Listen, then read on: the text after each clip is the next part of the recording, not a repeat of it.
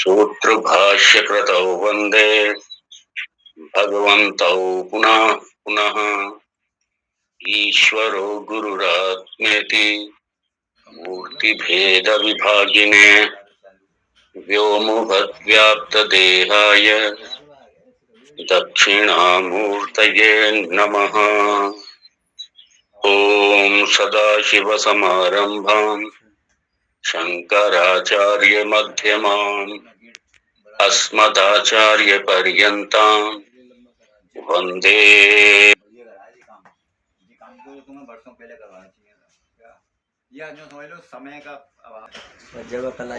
नतु सह वीर्यं करवावहै तेजस्विनावधीतमस्तु मा विद्विषावहै। ओम शांति शांति शांति। ओम अखंडं सच्चिदानंदं अवांग मनस गोचरम् आत्मानं अखिलाधारम् आश्रये अभीष्ट सिद्धये। ओम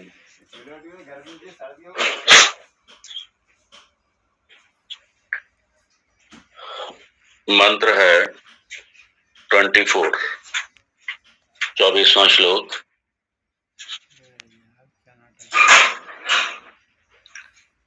एतत् प्राणादि पंचकम् आकाशादिगत रजोंशेभ्यो मिलितेभ्यः उत्पद्यते। इदं प्राणादि पंचकम् कर्मेन्द्रियैः सहितं स प्राणमय कोशो भवति। अस्य क्रियात्मकत्वेन रजोंश कार्यत्वम्।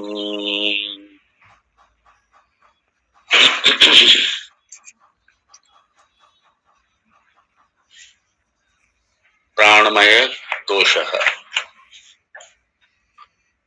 पहले हम लोगों ने देखा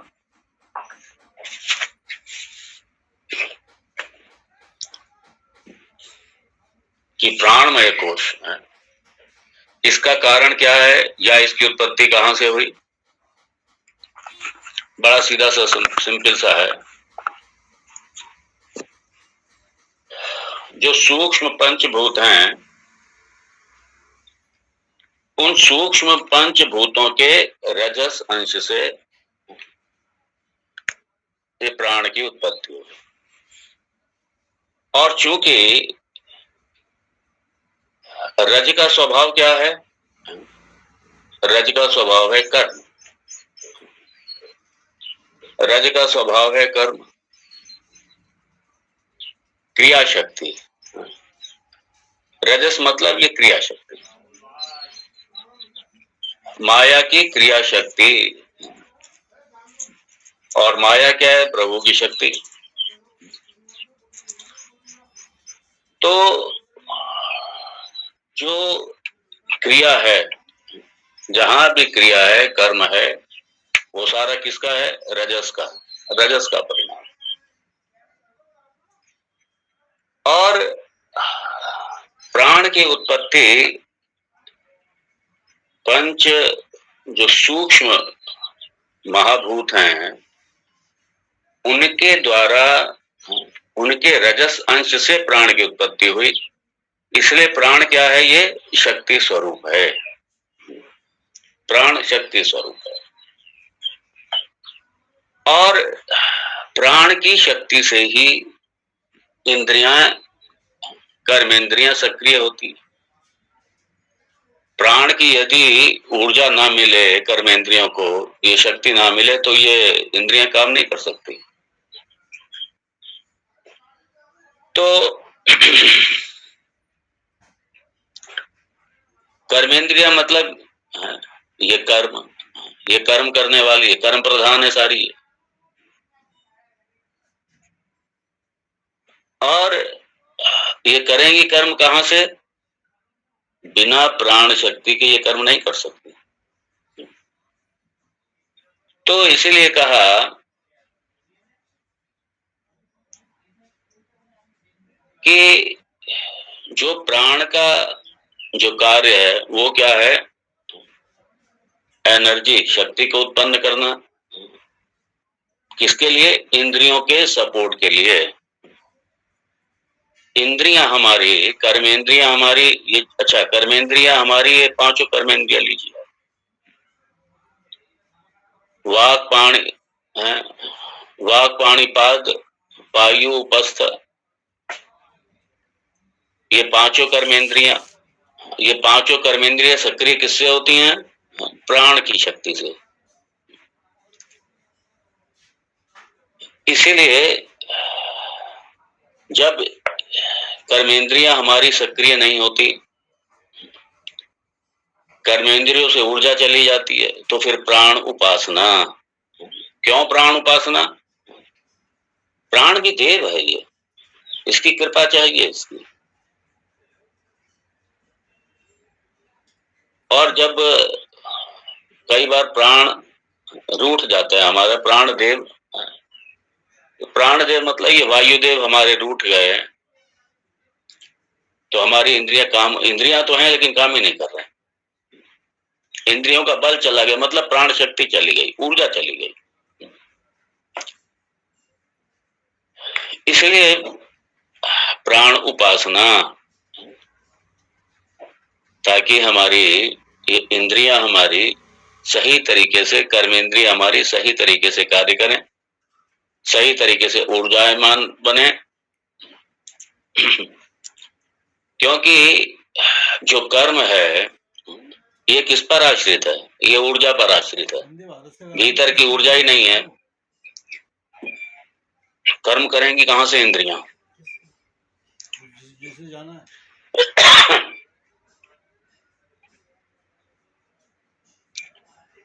और ये प्राण जो है ये कर्मेंद्रियों को ज्यादा से ज्यादा क्या करेगा?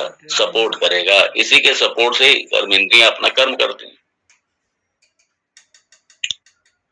और यदि ये प्राण ऊर्जा ना हो, हम कुछ भी कोई कार्य नहीं कर सकते। और चूंकि प्राण जो है ये किससे कनेक्टेड है? ये कर्म से, एक्टिविटी से, इससे कनेक्टेड। क्यों कनेक्टेड है उससे? और एक्टिविटी, ये कर्म किससे कनेक्टेड है? रजगुण से। देखो ये इसको कनेक्शन को पकड़ो। तो प्राण जो है ये कर्म से कनेक्टेड है, कर्म से संबंधित है। और कर्म किससे संबंधित है? रजगुण से संबंधित है। इसलिए प्राण जो है इसकी उत्पत्ति किससे होगी? रजस अंश से। रज अंश से इसकी उत्पत्ति होगी। ज्ञानेंद्रियों की उत्पत्ति पंच सूक्ष्म भूतों के सत अंश से, और कर्मेंद्रियों की उत्पत्ति रजस अंश से, और प्राण की उत्पत्ति भी किससे? रज अंश से। इसलिए यहाँ पे लिखा, यहाँ पे बस एक चीज का थोड़ा अंतर है। कर्मेंद्रियों के संबंध में जो प्रत्येक कर्मेंद्रिय है ये जो राजसिक अंश है, किसका राजसिक अंश? सूक्ष्म महाभूतों का जो राजसिक अंश है, एक कर्मेंद्रिय, एक सूक्ष्म रज अंश से एक कर्मेंद्रिय। पंच कर्मेंद्रियां हैं, तो पंच कर्मेंद्रियां अलग अलग सूक्ष्म महाभूतों के रजस अंश से एक एक इंद्रिय अलग अलग तत्व से उत्पत्ति हुई। लेकिन प्राण के संबंध में थोड़ा सा अंतर है, इसलिए प्राण कर्मेंद्रिय में यहाँ पे अंतर है उत्पत्ति के संबंध में। और अभी आगे देखेंगे उसको लॉजिकल, उसको तर्क से भी आसानी से समझा जा सकता है ऐसा क्यों हुआ। लेकिन यहाँ प्राण के लिए साफ कह दिया, रज अंशेभ्यो मिलितेभ्यः। प्राण जो है ये सारे तत्वों का, जो सूक्ष्म तत्व हैं, जो पंच सूक्ष्म तत्व हैं, आकाश, वायु, अग्नि, जल और पृथ्वी, इसका जो सूक्ष्म अंश है, ये सारे सूक्ष्म अंश को मिलाकर के ही प्राण की उत्पत्ति हुई। अगर देखिए, अगर मान लीजिए, अगर एक अंश से प्राण की उत्पत्ति होती, मान लीजिए आकाश के सूक्ष्म रज अंश से अगर प्राण की उत्पत्ति होती, तो फिर प्राण सिर्फ एक ही इंद्रिय में काम करता, बाकी 4 इंद्रियों में काम नहीं करता। फिर वो बाकी 4 इंद्रियों में काम ही नहीं करता।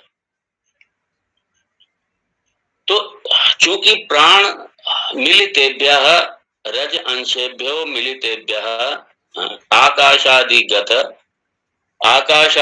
आकाश, वायु, अग्नि, जल और पृथ्वी, ये आदि से मतलब ये सब में आ गया आकाश आदि। इनके रज अंश, इन सबके रज अंश, कौन से सूक्ष्म रज अंश से सबसे मिलकर के ही प्राण की उत्पत्ति हुई। और इसलिए प्राण चूंकि सारे अंशों से उत्पत्ति हुई, इसलिए प्राण सारी इंद्रियों के पीछे काम करता है। अगर एक तत्व के अंश से उत्पत्ति होती, तो प्राण फिर उसी अंश का जो इंद्रिय है उसी में काम करती, बाकी इंद्रियों में काम ही नहीं करता फिर प्राण। और चूंकि प्राण सभी अंशों रज अंश से मिलकर के ही प्राण की उत्पत्ति हुई, इसलिए प्राण सारी इंद्रियों में काम करता है। प्राण की वजह से सारी इंद्रियां काम करती हैं। प्राण सारी इंद्रियों के कर्म में सहायक है, इसीलिए से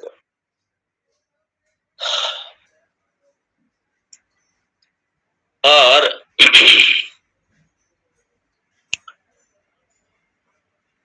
उत्पद्यते क्यों? पंचकम जो है, प्राण पंचकम, ये एक वचन है, इसलिए क्रिया भी एक वचन है। क्योंकि पंचकम एक वचन है, और पंचकम का मतलब ग्रुप, और ग्रुप है एक वचन में, तो एक वचन है, इसलिए क्या है ये, जब प्राणाः यहाँ पे क्या है, पंचकम, और पंचकम चूंकि एक वचन में आ गया, ये ग्रुप को संकेत कर रहा है, इसलिए एक वचन है। और अगर प्राण होते तब उत्पद्यन्ते आता, उत्पद्यते नहीं आता फिर। तो इसीलिए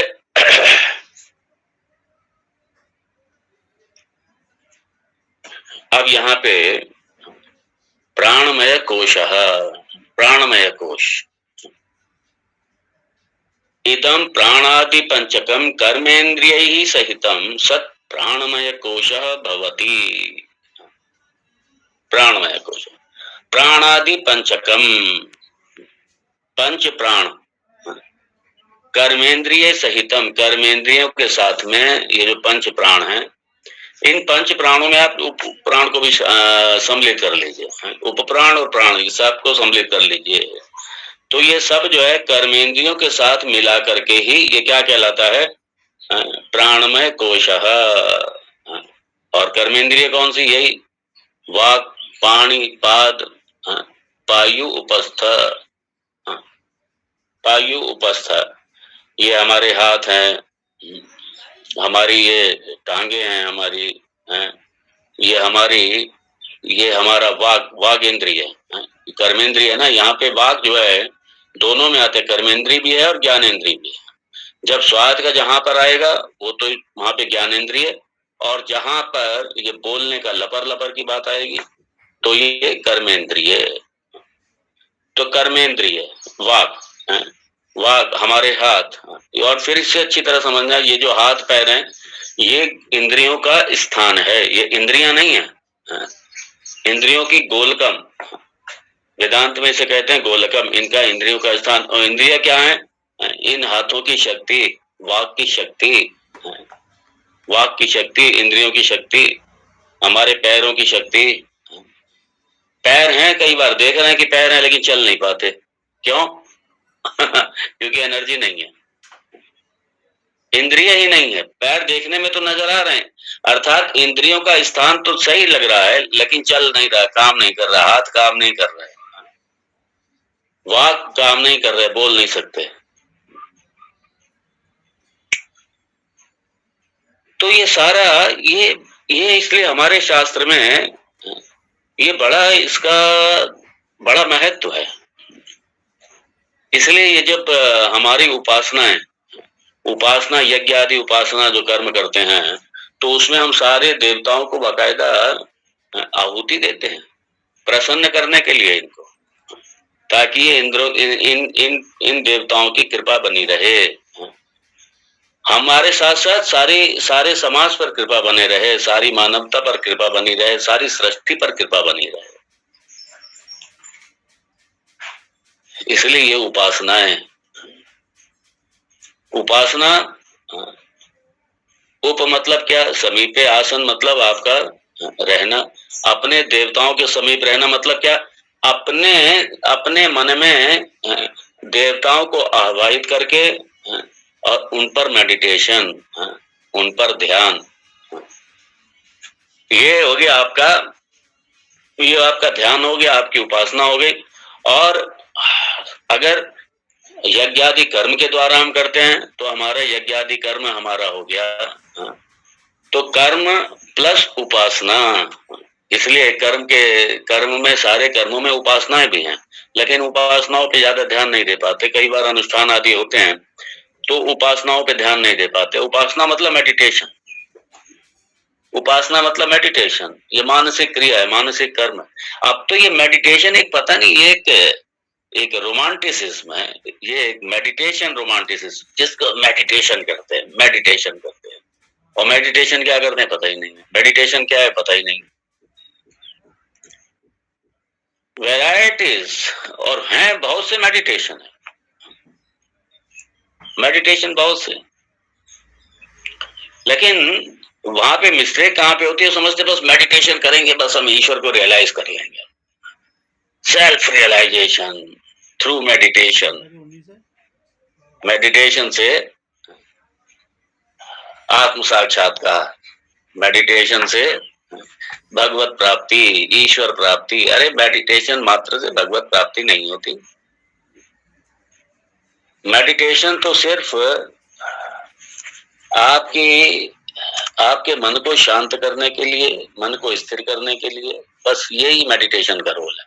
ये थोड़ी कि मेडिटेशन से वो ध्यान से बड़े बड़े पता नहीं क्या क्या लेक्चर दे देंगे, ध्यान से भगवत प्राप्ति, ध्यान से ईश्वर प्राप्ति, ध्यान से ईश्वर साक्षात्कार, क्या क्या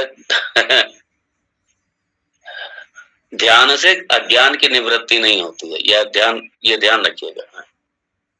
हम लोग भी मेडिटेशन करते हैं, लेकिन मेडिटेशन कोई अच्छा ईश्वर साक्षात्कार, सेल्फ रियलाइजेशन शब्द इस्तेमाल कर रहे हैं, उनसे का सेल्फ रियलाइजेशन मतलब क्या, साक्षात्कार मतलब क्या,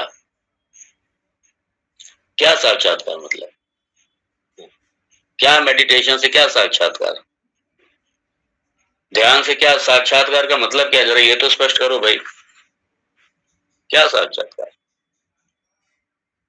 सेल्फ रियलाइजेशन, क्या सेल्फ रियलाइजेशन है। ये मेडिटेशन को लेके एक इसमें भी अरबों रुपए का ट्रांजैक्शन हो रहा है। मेडिटेशन के फायदे हैं, लाभ हैं, जरूर कीजिए, लेकिन मेडिटेशन से ईश्वर साक्षात्कार नहीं है। मेडिटेशन के लाभ हैं और मेडिटेशन की भी वैरायटीज हैं, मेडिटेशन की बहुत वैरायटीज है। एनीवे, तो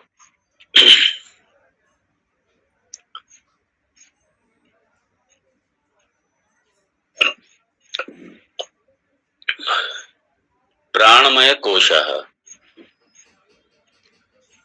कोश पहले भी आया था शब्द, हम लोगों ने देखा था।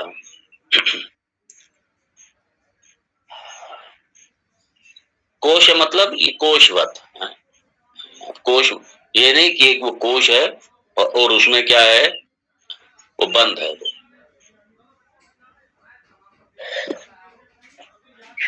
मतलब ये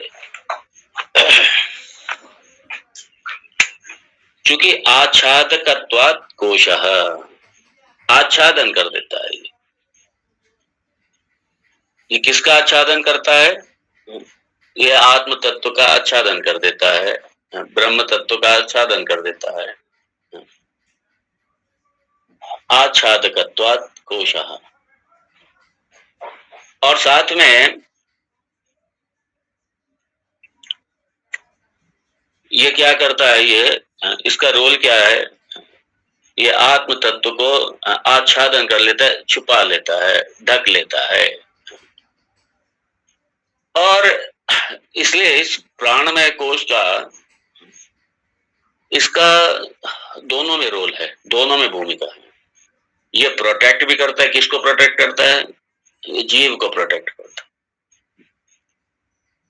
ये प्रोटेक्ट ही कवर करता है जीव को। जीव को कैसे प्रोटेक्ट करता है? ये जीव का रक्षण करता है ये अपनी ऊर्जा के द्वारा, ताकि जब ऊर्जा के द्वारा रक्षण करता है ताकि कर्मेंद्रियां हमारी वो व्यवस्थित हमारी कर्म कर सके। इस दृष्टि से क्या करता है ये? इसका पॉजिटिव रोल है इस दृष्टि से। और निगेटिव रोल किस दृष्टि से है? ये आत्म तत्व को आच्छादन कर देता है, ढक लेता है। इसलिए कोशवत, कोश की तरह, कोश नहीं, कोश की तरह। और ये बड़ा आवश्यक है, पावरफुल है, आवश्यक है।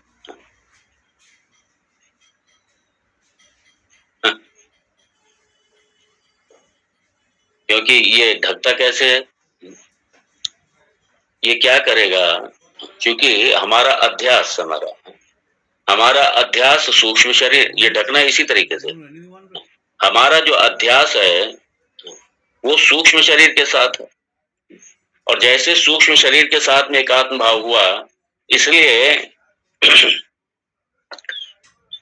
प्राण के द्वारा इंद्रियां सक्रिय हुई, और इंद्रियों से जो कार्य हुआ तो हम कहते हैं मैं कर रहा हूं मैं कर रहा हूं, मैं कर रहा हूं, मैंने ये किया, मैं कर रहा हूं, मैं करता हूं, मैं कर रहा हूं। और फिर इनके जो गुण धर्म है वो अपने ऊपर अध्यारोपित कर देते हैं। ये अध्यारोप यही तो है, इनके गुणधर्म अपने ऊपर अध्यारोपित कर देते हैं और उसके बाद में कहते हैं मैं कर रहा हूं। और इसीलिए जब सूक्ष्म शरीर दुखी है, ये दुख सुख मन की अवस्थाएं सारी, तो हम कहते हैं हाय मैं दुखी, हाय मैं सुखी, हाय मैं ये नहीं कर पाया, हाय मैं वो नहीं कर पाया, हाय मैंने ये कर लिया, हाय मैंने वो कर लिया। ये यहाँ पे ये मिस्टेक है। ये कोश मतलब मिस्टेक, हमारी गलती, हमारा अध्यास, हमारा अध्यारोप, हमारा अध्यास, हमारा ये कोश है। हम यहाँ पे आकर के गलती कर देते हैं। इसलिए पंचकोश मतलब ये 5 लेवल ऑफ मिस्टेक्स, 5 लेवल्स, ये 5 स्तर हमारी गलती के, हमारे और ये गलतियां क्यों हुई? अज्ञान की वजह से। अज्ञान अगर होगा तो क्या होगा? मिस्टेक करेंगे, गलती करेंगे।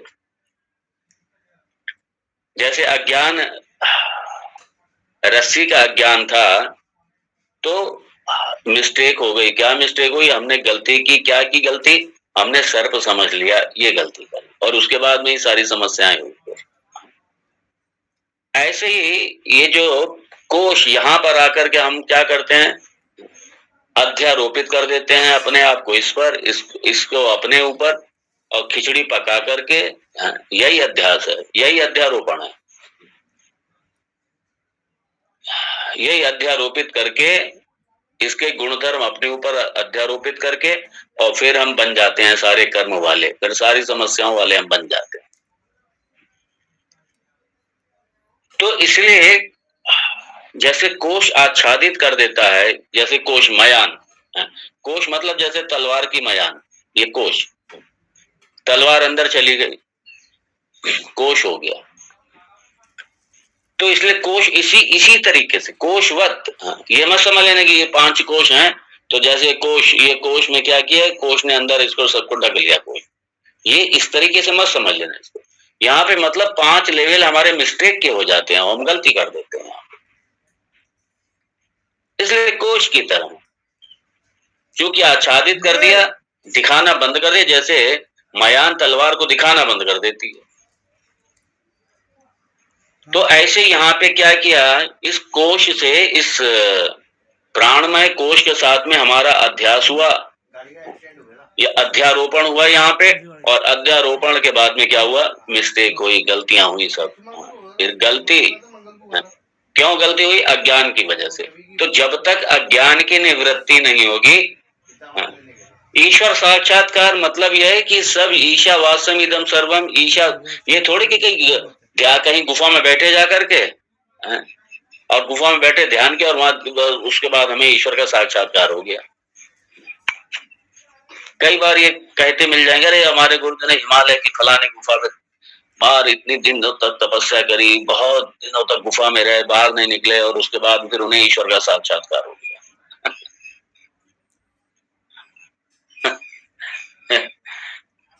हाँ, अगर किसी सगुण का दर्शन करने की अभिलाषा से ये तप किया कहीं पे, और वो ईश्वर ने अगर दर्शन दे दिया, ये ईश्वर का साक्षात्कार नहीं है, माफ करना, ये वेदांत का साक्षात्कार नहीं है ईश्वर का।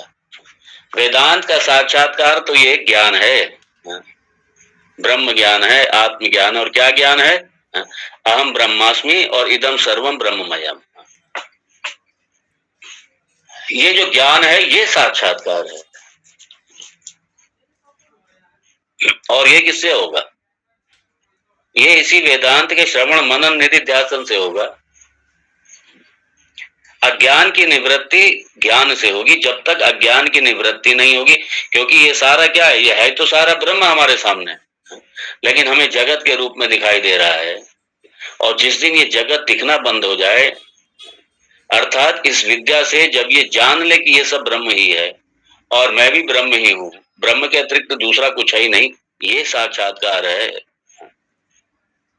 इसलिए इसके लिए कोई कहीं जाकर के बैठना मात्र नहीं है, अज्ञान की निवृत्ति कीजिए, और अज्ञान की निवृत्ति होगी किससे, ज्ञान से। और ज्ञान कहाँ से मिलेगा, वेदांत से। वेदांत कहाँ से, श्रवण करिए, वेदांत का श्रवण कीजिए। और जब अज्ञान की निवृत्ति होगी, जैसे प्रकाश आने पर सर्प चला जाता है, रस्सी थी, रस्सी रह जाती है, सिर्फ रस्सी दिखाई देने लगती है, सर्प दिखना बंद हो जाता है, सर्प चला ही जाता है, था ही नहीं सर्प। ऐसे ही ये ज्ञान, ये ज्ञान के प्रकाश से, ये तत्व, ये ब्रह्म ज्ञान, ये आत्म ज्ञान के प्रकाश से जब ये जगत ना रह जाए और जगत की जगह सिर्फ ब्रह्म ही, अधिष्ठान रूप से सच्चिदानंद ब्रह्म, यही जिस समय अपने ज्ञान चक्षु से जब ये दिखाई देने लगे, तो ये साक्षात्कार है।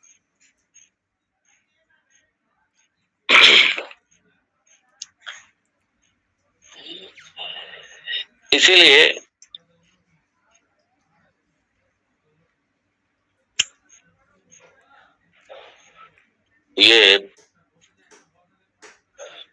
ये जो ध्यान की जो प्रक्रियाएं हैं, या ध्यान मैंने भी बहुत ध्यान किया है, करता हूं, कराया भी खूब है, लेकिन ध्यान से सिर्फ यही है कि जो साधन चतुष्टय संपत्ति है, सिर्फ वो मिलेगी आपको, सिर्फ साधन चतुष्टय संपत्ति मिलेगी आपको ध्यान से। ध्यान से क्या है, आपका मन एकाग्र हुआ, आपके मन शांत हुआ, मन एकाग्र हुआ, बस ये कुछ और बेनिफिट हैं ध्यान के। कुछ साइकोसोमेटिक जो ये डिजीजेस चली हुई हैं, उसमें ध्यान का प्रयोग किया जाता है। और किसके लिए, मन के विकारों को शांत करने के लिए, मन के विकारों को दूर करने के लिए। लेकिन ध्यान से कभी ये गलतफहमी ना पाल के बैठ जाना कभी कि ध्यान से साक्षात्कार, ध्यान करेंगे तो ईश्वर का और साक्षात्कार भी समझ लीजिए, दूसरा कोई साक्षात्कार नहीं है। ईश्वर का साक्षात्कार कोई घटना नहीं घटेगी जाकर के। ईश्वर साक्षात्कार यही है, जब ये सारा, जब ब्रह्ममय ही इसका बोध हो जाए पूरी तरीके, इसका ज्ञान हो जाए पूरी तरीके से, वो साक्षात्कार है। और अहम ब्रह्मास्मि, इसका पूरे अच्छे तरीके से बोध हो, इसका अच्छे तरीके से संशय की निवृत्ति हो, अज्ञान की निवृत्ति हो और विपर्य की निवृत्ति हो, ये साक्षात्कार है।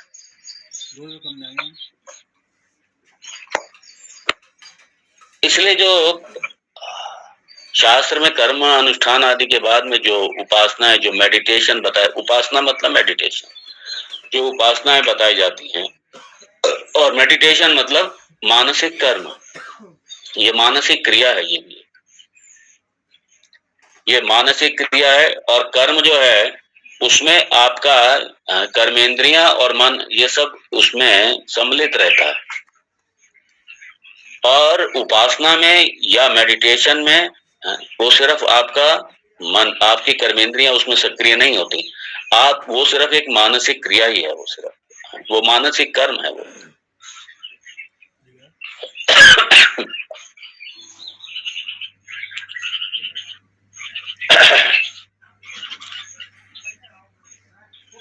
और जैसे ही ये कोश, जैसे ये कोशवत, इस कोश से जैसे ही हमारा अध्यास होता है, हमारा एकात्म भाव होता है, तो फिर क्या होता है, अहंकार, ममकार, ये सारा उत्पन्न होता है। ये सब, ये अहंकार ममकार उत्पन्न होता है।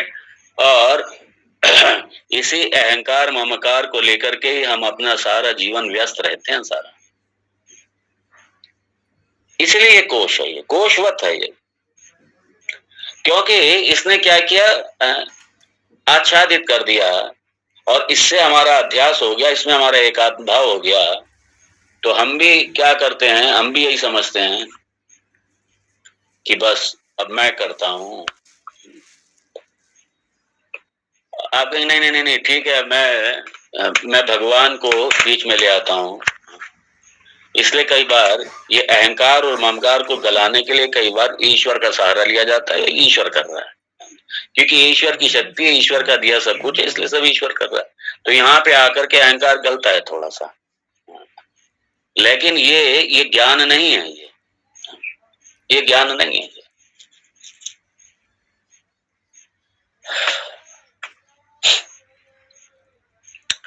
तो इसलिए ये जितने भी कर्म हैं, क्योंकि कर्म हो रहे हैं सारे ज्ञानेंद्रियों से, प्राण से, प्राण की शक्ति से, और सारे जो ये कर्म हो रहे हैं, इन कर्म में हमारा सब में अध्यास की वजह से ये अहंकार, हमारा ममकार, अहंकार, ये क्या होता है, बना रहता है, और ये स्ट्रांग होता है, मजबूत होता है ये। और जब ये हमारा मजबूत होता है तो बस सारा जीवन इसी में लग जाता है, बस सारा जीवन इसी। ये वेदांत, ये विद्या हम लोग इसीलिए सीख रहे हैं। यहाँ ये पंचकोश या ये सारी इंद्रियों को, ये क्या है, ये सारी अनात्मा है, ये सब है, ये सब अवस्तु हैं, ये सारी अवस्तुएं, ये सब अनात्मा है। और ये चूंकि कर्म मैं नहीं कर रहा, आत्म दृष्टि, आत्म तत्व थोड़ी कर रहा है कुछ, आत्म तत्व कुछ भी नहीं कर रहा, आत्म तत्व ही मेरा वास्तविक स्वरूप है, उस दृष्टि से मैं कुछ भी नहीं कर रहा। तो कौन कर रहा है ये कर्म, किससे हो रहे हैं, ये इंद्रियों से हो रहे हैं, प्राण आदि इंद्रियों से, प्राण आदि पंचकम, प्राण इंद्रिय, प्राण और ये कर्मेंद्रिय, इनके द्वारा ये सब हो रहा है, ये हो रहा है सब इनके द्वारा। और चूंकि व्यवहार है, व्यवहार में सब करना है, कर रहे हैं, लेकिन कर कौन रहे हैं, अरे ये सब इन्हीं इंद्रियों के द्वारा हो रहा है, ये सब आत्म तत्व की दृष्टि से मैं अकर्ता हूं, ये ध्यान रखना है यहाँ पे, ये इनके द्वारा हो रहा है सारा सब। इसलिए जो भी आज तक के जीवन में कर्म हुए वो सब इन्हीं के द्वारा हुए हैं, सब इन्हीं के द्वारा हुए हैं। और आत्म तत्व की दृष्टि से मैं करता नहीं हूं, वरना वो जैसे शंकराचार्य भगवान लिखते हैं ना भज गोविंदम में, बालस्त्रावत क्रीडासक्तः, तरुणस्तावत तरुणीसक्तः और वृद्धस्तावत चिंतासक्तः, परम ब्रह्मणि कोपी न सकता। सारा जीवन इसी में निकल जाता है। छोटी अवस्था है, बच्चे हैं, बस वो खेलने कूदने फानना, खेलना कूदना, ये तोड़ना वो तोड़ना, इसमें निकलता जीवन। तरुणस्तावत तरुणी सकता है, जब थोड़े युवा हुए थोड़ा बदलाव आया, तरुणी सकता है, फिर क्या है, फिर अपोजिट सेक्स में इंटरेस्ट, फिर इसी में, फिर उसके बाद में ये करना है वो करना है, ये बनाना है वो बनाना है, बस कामनाएं शुरू सारी, कामनाएं कर्म, कामनाएं उत्पत्ति होती रहेंगी और कामना उत्पत्ति हुई, कर्म करके उन कामनाओं को शांत करते रहेंगे। और कामनाओं का स्वभाव ये, एक कामना की आप शांति कीजिए, 50 कामनाएं तैयार खड़ी हैं। इसलिए जीवन भर कामना और कर्म बस इसी में निकल के रह जाता है सारा। और अंत में जब बुढ़ापा आता है, बड़ा सुंदर है ये, बुढ़ापा आया तो क्या हुआ, चिंता से आसक्त हो जाते हैं। चिंताएं बुढ़ापे में 50 तरीके की चिंताएं हो जाती है और शरीर से इतनी ज्यादा आसक्ति रहती है, अहंकार ममकार बुढ़ापे में बहुत स्ट्रांग रहता है। इसलिए बैठे तो होंगे बिस्तर पर और मन भगवान में नहीं चल रहा होगा, मन चल रहा होगा बेटों में, पोतियों में, इसमें उसमें, बहुओं में, सारे संबंधों में मन लगा रहेगा। और देखने में तो मन, कई बार देखने में ऐसा लगे कि इंसान बड़ा शांत बैठा हुआ है, तो शरीर की दृष्टि से तो शांत दिखाई दे रहा है, लेकिन मन कहाँ पे, मन लगा पड़ा है, चारों तरफ मन लगा पड़ा है, इतनी चिंताएं। और फिर उधर से हटेंगे, उनकी चिंताओं से हटेगी, बच्चों का एडमिशन फलाना, ये वो, पोते का एडमिशन कराना, ये कराना है वो कराना है, और अपने आप कुछ नहीं कराना, अपने आप जाना भी नहीं हो रहा है, लेकिन बैठे बैठे चिंताएं रहेंगी, सबकी सब तरफ चिंताएं रहेंगी, सब जगह चिंताएं रहेंगी और बुढ़ापे चिंताओं में निकल जाता है। ईश्वर की उपासना होती नहीं है, भगवान का नाम होता नहीं है, सत्संग होता नहीं है, इसी में सारा समय निकल जाता है। और वहां से हटेंगे तो फिर अपने शरीर में आ जाएंगे। अगर शरीर स्वस्थ है तो फिर अपने संबंधियों में चिंता रहेगी बुढ़ापे में, घर की चिंता, इसकी चिंता, व्यापार की चिंता, फलाने की चिंता, दुनिया सारा दिन इसी चिंता में निकल जाएगा। और अगर उधर से फ्री है मान लीजिए और शरीर में रोग है कोई, तो फिर शरीर की चिंता, ये इसी में चिंता लगी रहेगी, हाय अब क्या होगा, हाय मेरा क्या होगा, हाय मेरा क्या होगा, हाय मेरा क्या होगा, तो इसी में लगा है। हाय मुझे ये रोग हो गया, हाय मुझे वो रोग हो गया, हाय मेरे साथ ऐसा हो गया, वैसा हो गया, ये हो गया, वो हो गया। कमर काम नहीं करती, घुटने काम नहीं करती, आंखें काम नहीं करती, दांत काम नहीं करते, इसी में लगा रहेगा, इसी में उधेड़ बुन में लगा रहेगा। इसलिए बुढ़ापा मतलब चिंता। और अगर सत्संग मिला हुआ है जीवन में तो फिर इस तरफ कभी ध्यान नहीं जाएगा। भाई ठीक है, रिस्पॉन्सिबिलिटी थी, कर दी, फ्री हो गए, अब उनकी वो जाने, उनके अपने प्रारब्ध हैं, वो अपना कर्म करें आगे। इसलिए ईश्वर प्रधान, उपासना प्रधान, ईश्वर प्रधान, ये जीवन होना चाहिए, ईश्वर प्रधान। और आप लोगों को तो है ईश्वर प्रधान, इसलिए तो वेदांत का श्रवण कर रहे हैं नहीं तो कहां से सत्संग कर रहे होते हैं। तो ये कर्म कौन कर रहे हैं, पंच प्राण कर्मेंद्रिय सहितम, ये क्या है ये सारा, ये कर्म में यही सब कर रहा है।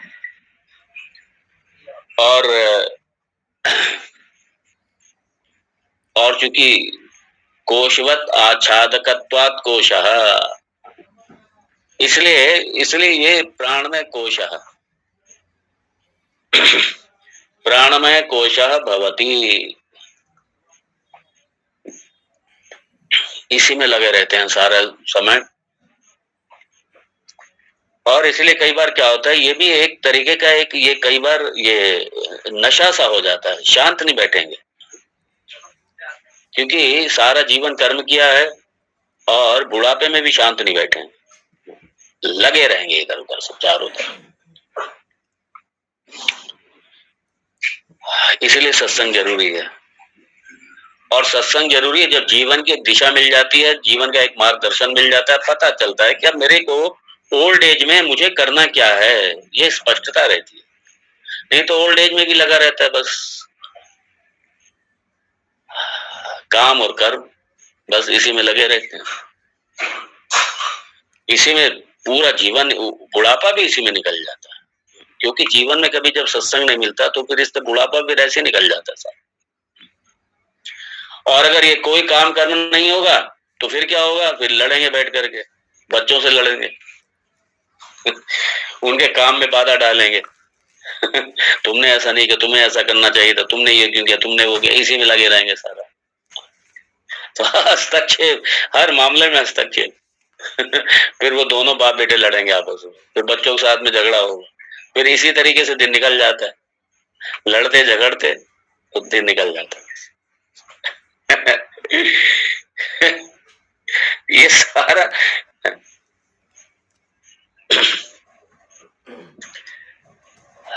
लेकिन कभी इस पर विचार करने का मौका ही नहीं आता कि अब सब कर लिया, अब क्या करें, सब हो गया, अब क्या करें। और थोड़ा सा सत्संग मिला होता है तो बस फिर भगवान की तरफ लग जाते हैं। ठीक है, अपने उत्तरदायित्वों से फ्री हो गए, कर्म से फ्री हो गए, अब उसके बाद में ईश्वर उपासना, फिर वो किसी रूप में लग गए। वेदांत का अगर थोड़ा बहुत, अगर परिचय है, कुछ मिला है वेदांत का, कुछ श्रवण किया है तो वेदांत में आ जाएंगे।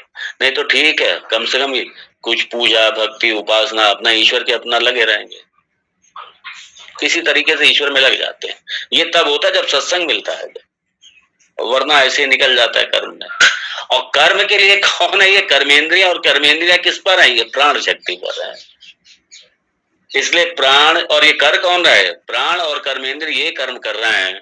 जब ये स्पष्टता होगी तो यहाँ पे फिर आसक्ति नहीं रहेगी, अहंकार भी नहीं रहेगा, आसक्ति भी नहीं रहेगी और ममकार भी नहीं रहेगा, तीनों नहीं रहेंगे। तीनों से छूटेगा पीछा।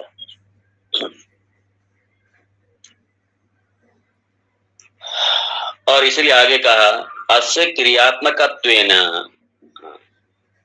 इसलिए यहाँ पे क्योंकि रजस अंश से उत्पत्ति हुई है, और रजस अंश का मतलब ये क्रिया प्रधान, ये रजस अंश क्रिया प्रधान, और प्राण में जो है, ये प्राण जो है ये रजस अंश से संबंधित होने के कारण, और रज अंश के जो स्वभाव है वो है कर्म, इसलिए क्या होता है, ये कर्म में लगे रहते हैं, कर्म में सारे लगे रहते हैं।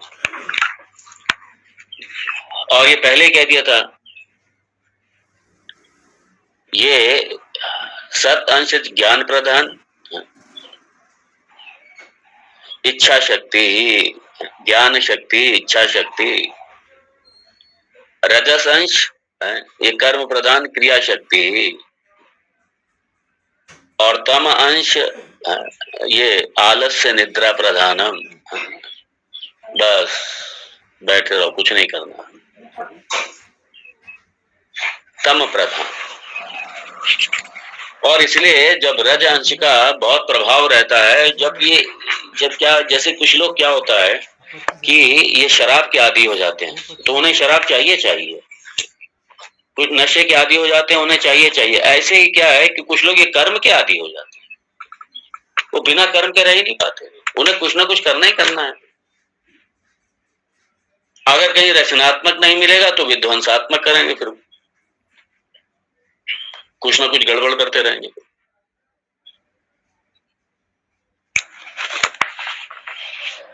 और यहाँ पे ये समझना है, क्योंकि ये मेरे से बिल्कुल अलग है, ये अनात्म प्रपंच में आता है, ये जड़ प्रपंच में आता है, ये सारा अनात्म प्रपंच में आता है, ये जड़ प्रपंच में आता है। इसलिए ये सब मैं नहीं हूं, और इसलिए मेरा भी नहीं है ये, और ना मैं ये कर रहा हूं ये सब। और इसलिए व्यवहार में जब तक कर्म की आवश्यकता है कीजिए, और उसके बाद में हाथ जोड़िए, पीछे हटिए। अपने आप को श्रवण में लगाइए, मनन में लगाइए, निधिध्यासन में लगाइए, पूजा उपासना में लगाइए। शरीर स्वस्थ है, सब कुछ ठीक है, जाइए। कभी अगर जाने की इच्छा है तो किसी तीर्थ में चले गए, वहां तीर्थ में जाकर के कुछ उपासना, कुछ भजन करके आ गए तीर्थ में जाकर। तो इस तरीके से अपने अपने कर्म को ईश्वरमय बनाइए। फिर आप भगवान ने कुछ दिया है तो दान के माध्यम से, दान भी एक सात्विक कर्म है। ये तो इसके माध्यम से, ये भी एक सहयोगी साधना है ये आपकी। कुछ दान के माध्यम से, कुछ तीर्थ के माध्यम से, पूजा के माध्यम से, उपासना के माध्यम से, ये सारे कर्म है, ध्यान रखना। ये इन कर्मों में अपनी प्राण ऊर्जा को लगाइए। इन कर्मों में अपनी प्राण ऊर्जा को लगाइए, प्राण प्रसन्न रहेंगे।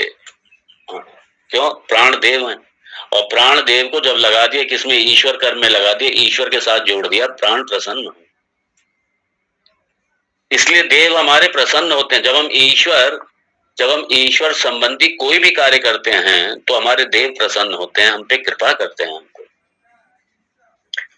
इसलिए जो ओल्ड एज है ये ईश्वरमय ही होनी चाहिए। ईश्वर प्रधान जीवन होना चाहिए हर तरीके से। इसलिए प्रत्येक कर्म हमारा ईश्वर प्रधान होना चाहिए। हर कर्म ईश्वर प्रधान हो। हमारी कर्मेंद्रियां और उसके पीछे जो प्राण शक्ति है वो सब ईश्वर प्रधान, ईश्वर में समर्पित होने चाहिए, ईश्वर के निमित्त होना चाहिए सब कुछ। और जब ये होता है तो भगवान हम पे कृपा करते हैं, भगवान कृपा करते हैं। इसलिए कहा ये थोड़ा और आगे देखते हैं।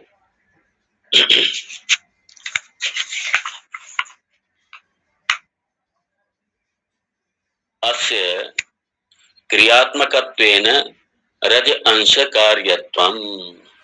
ये रज अंश का कार्य है। क्यों? क्रियात्मकत्वेन, क्रिया प्रधान होने पर, क्रियात्मकत्वेन रज अंश कार्यत्वम।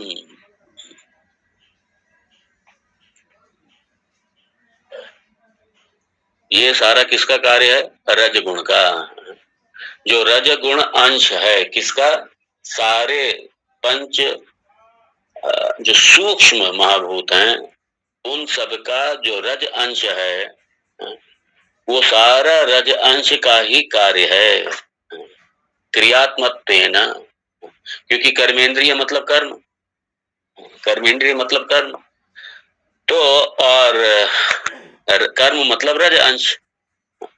तो इसलिए प्राण, रज अंश और कर्मेंद्रिय ये तीनों साथ में जुड़े हुए हैं। कर्मेंद्रियां प्राण पर आश्रित, प्राण किस पर? रज अंश पर आश्रित, ये सारे तीनों। इसलिए कहा क्रिया कर्मत्वेन, क्रियात्मकत्वेन रजो अंश कार्यत्वम। ये रज अंश का कार्य है। और रज गुण जो है ये क्या है? क्रियात्मक तत्व है। ये क्रियात्मक तत्व है।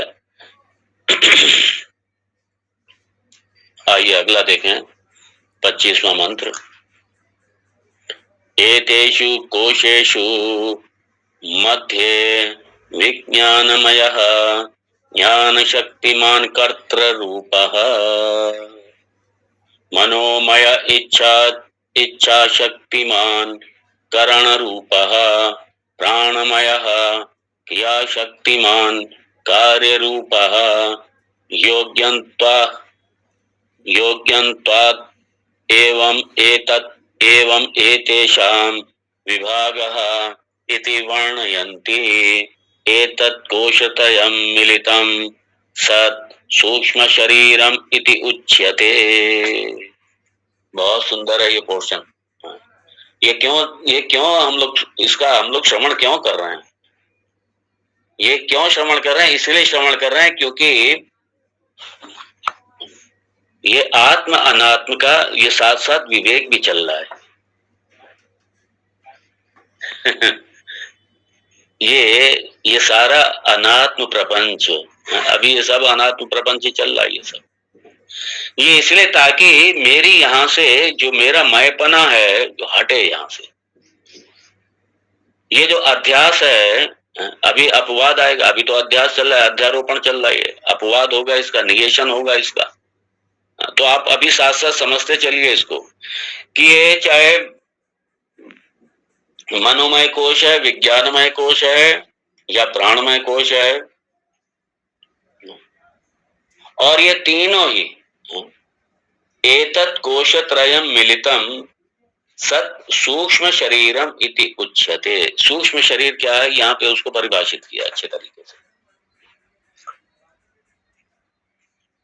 सूक्ष्म शरीर, और जब तक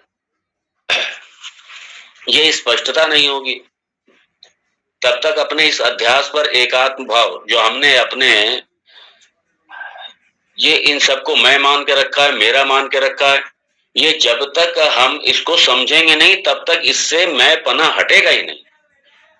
और जब मैं पना नहीं हटेगा तो मेरा पना भी नहीं हटेगा, क्योंकि मेरा पना तब हटेगा जब मैं पना हट जाएगा पूरी तरीके, तब मेरा पना हटेगा। और मैं पना नहीं हटेगा तो मेरा पना भी नहीं हटेगा। इसलिए मैं पना हटे पहले, इसलिए अच्छा, और मैं पना हटाने के लिए सब समझना जरूरी है। ये समझना जरूरी है कि ये सब मैं हूं ही नहीं। मन मैं नहीं हूं, बुद्धि मैं नहीं हूं, कर्मेंद्रिय मैं नहीं हूं, ज्ञानेंद्रिय मैं नहीं हूं, प्राण मैं नहीं हूं। क्यों? क्योंकि मैं इन सबका मुझे बोध हो रहा है, इन सबका मुझे अनुभव हो रहा है, मेरे से सब अलग है ये सब। और चूंकि ये मेरे आत्म तत्व से अलग है, मतलब सच्चिद आनंद से अलग है, इसलिए सब ये जड़ में आ गए, सब अनात्म प्रपंच में आ गए, सारे जड़ हो गए ये सब। ये सारा जड़ प्रपंच में आ गया सारा। और यहीं पे हमारी गलतियां होती हैं, यहीं पे हम गलती करते हैं। और ये जो गलती है यही कोश है, ध्यान देना ये।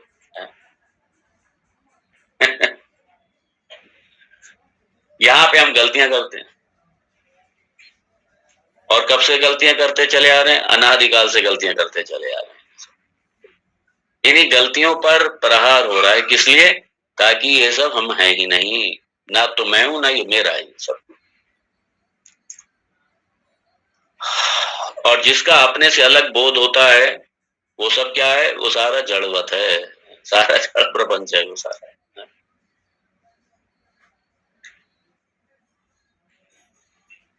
सारा जड़ प्रपंच सब अपने से अलग, इसलिए सारा क्या है? ये अनात्म प्रपंच, ये सब अनात्म में आता है। आत्मा अनात्मा दो ही, अनात्मा मैं सच्चिदानंद वो आत्मा, और बाकी सब क्या है? बाकी सब अनात्म प्रपंच। और चूंकि ये सारा, ये बुद्धि, मन, प्राण, इंद्रियां, ज्ञान इंद्रियां, कर्म इंद्रियां, इनके सारे कार्य, इनके सारे कर्म, ये सब क्या है? इन सब का मैं दृष्टा हूं, सब साक्षी हूं इनका मैं, और ये मेरे से पूरी तरीके अलग हैं। इनके गुणधर्म मेरे गुणधर्म नहीं हो सकते, और मेरे गुणधर्म इनके गुणधर्म नहीं हो सकते। इनके गुणधर्म मेरे गुणधर्म नहीं हो सकते, मेरे गुणधर्म इनके गुणधर्म नहीं हो सकते। ये सारा अनात्म प्रपंच है। इसलिए तो सारा विश्लेषण हो रहा है। ये सारा बड़ा सुंदर पोर्शन है। ये सूक्ष्म शरीर है क्या? सूक्ष्म शरीर, और यही सूक्ष्म शरीर मृत्यु के समय यही सूक्ष्म शरीर चला जाता है, बस ये सूक्ष्म शरीर चला जाता है, ज्ञानी का नहीं। ध्यान देना, ज्ञान अवस्था में ये सब अज्ञानी क्या, ये जो कहते हैं ना प्राण निकाल, इसके प्राण चले गए, सामान्य भाषा में कहे तो उसके प्राण चले गए, उन्हें पता ही नहीं प्राण क्या। ठीक है चलो प्राण चले गए, सही है प्राण चले गए, लेकिन होता क्या है? सूक्ष्म शरीर चला जाता है, सूक्ष्म शरीर गया, और सूक्ष्म शरीर के साथ में जितना कर्म का पिटारा है वो भी सब चला, पुण्य पाप चले गए, सारा कर्म का पिटारा चला गया। और ये कर्म क्या करेंगे जाकर के? ये सारे संचित में जितने क्रियमाण आगामी कर्म हैं वो सब संचित में जाके शामिल होकर के, और उसके बाद में नए नए उपाधि का, नए जन्म का एक पैकेज मिलेगा कर्म का, और उसी कर्म के साथ में फिर से किसी न किसी योनि में आएंगे। किस योनि में आएंगे ये नहीं पता, ये हमारे कर्म तय करेंगे हमारे। तो अब इसीलिए यहाँ पे एतेषु कोशेषु मध्ये विज्ञानमयः ज्ञान शक्तिमान कर्तृ रूपः।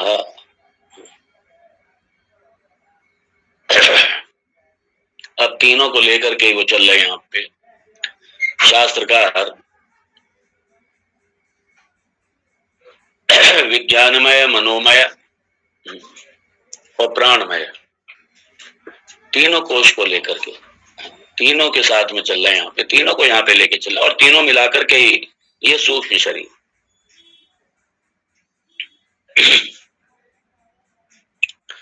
ये इस तरीके का ये तत्वबोध में नहीं है, ये इसमें बड़ा सुंदर इस तरीके से दिखाया।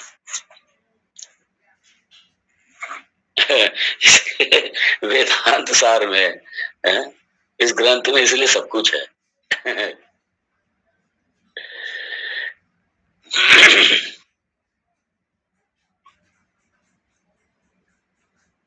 तो एतेषु कोशेषु मध्य, एतेषु कोशेषु, इन कोशों के मध्य में, इन कोशों में, किन कोशों में?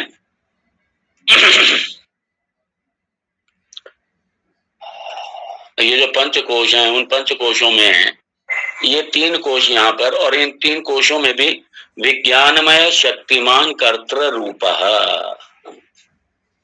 इन तीन कोशों में क्या है? विज्ञानमय, ज्ञान शक्तिमान, ज्ञान शक्तिमान है ये, अर्थात ये ज्ञान संपन्न है ये कोश। ज्ञान शक्तिमान मतलब ज्ञान संपन्न है ये, ज्ञान शक्तिमान, ज्ञान शक्ति, ज्ञान शक्ति। और इसी ज्ञान शक्ति के, इसी के ही दम पर, इसी के ही आश्रित होकर हम जानने का प्रयास करते हैं। अगर हम कहीं भी जानने का प्रयास कर रहे हैं, जानने की सोच रहे हैं, जानने की अभिलाषा रखते हैं, जिज्ञासा रखते हैं, तो ये ज्ञान शक्ति की कृपा है। ज्ञान शक्तिमान, और ज्ञान शक्तिमान जैसे ये जानने की ये जो फैकल्टी आई, ये नोइंग फैकल्टी, जानने की, ये जानने का जहां पे विभाग आया, और फिर क्या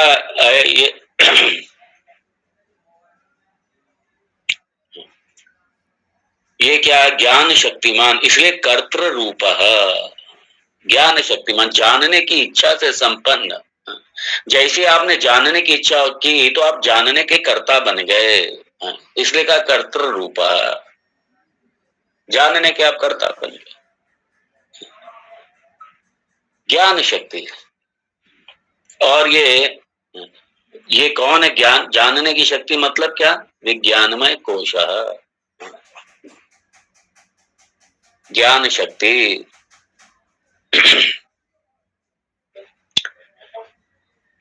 और जैसे आपने जानने का प्रयास किया, जानने के लिए आपने जैसे जानने का एकदम किया, तो वहां पे आप कर्ता बन गया, तुरंत कर्ता बन गया आप जानने के। इसलिए ज्ञान शक्ति किसके साथ जुड़ी? विज्ञानमय कोश, विज्ञानमय कोश। और विज्ञानमय कोशा मतलब क्या? बुद्धि संपन्न,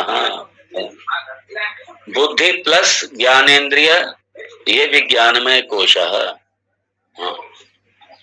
और मनोमय कोशा, मन प्लस ज्ञानेन्द्रिय, ये मनोमय कोशा।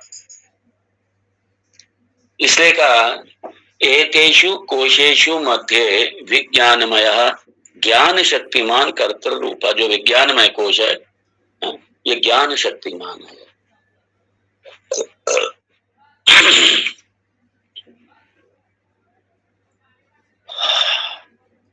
और उसके बाद में मनोमयः इच्छा शक्तिमान करण रूपः,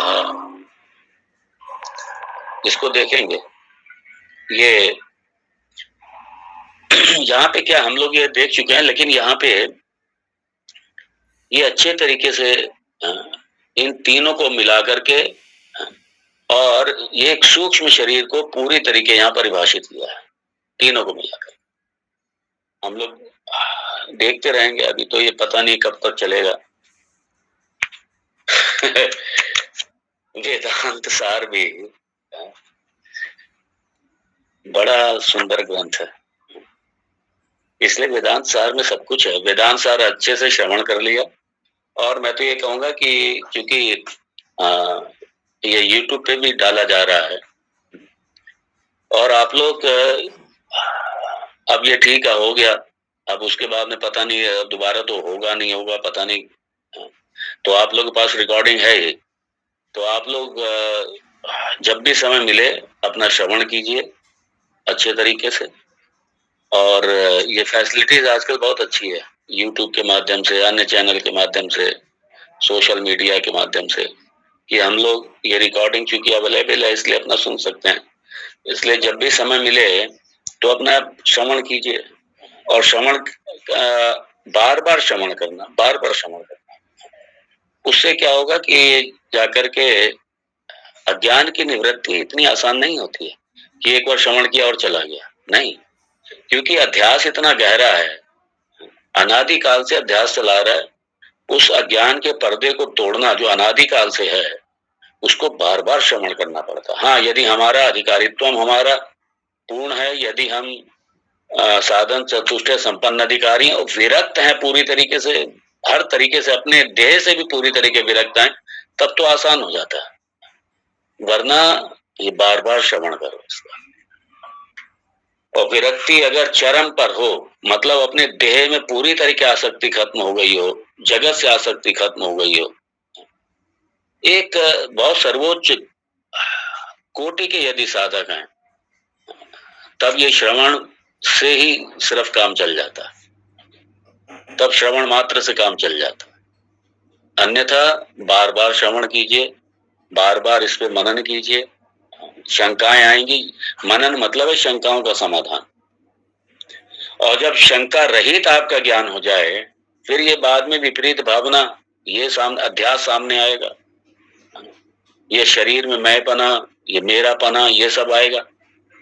और जब ये भी हट जाए, विपरीत भावना चली जाए, तब जाकर के, और उसके बाद में तब ब्रह्म पे दृष्टि रुकती है, जाकर के तब ब्रह्म पे जाकर के दृष्टि रुकती है, तब ब्रह्मनिष्ठ बनते हैं जाकर के। और ये सारी साधना इसी के लिए है, यही अध्यात्म की साधना है। ये लोग अपना करिए, आप लोग सबके प्रति मंगल कामना करते हुए ओम तत्सत। ओम पूर्णमदः पूर्णमिदं पूर्णात् पूर्णमुदच्यते पूर्णस्य पूर्णमादाय पूर्णमेवावशिष्यते। ओम शांति शांति शांति। शंकरं शंकराचार्यं केशवं बादरायणं सूत्रभाष्यकृतौ वन्दे भगवन्तौ पुनः पुनः। ईश्वरो गुरुरात्मेति मूर्तिभेदविभागिने व्योमवद्व्याप्तदेहाय दक्षिणामूर्तये नमः। ओम शांति शांति शांति। हरि ओम। श्री गुरुभ्यो नमः। हरि ओम।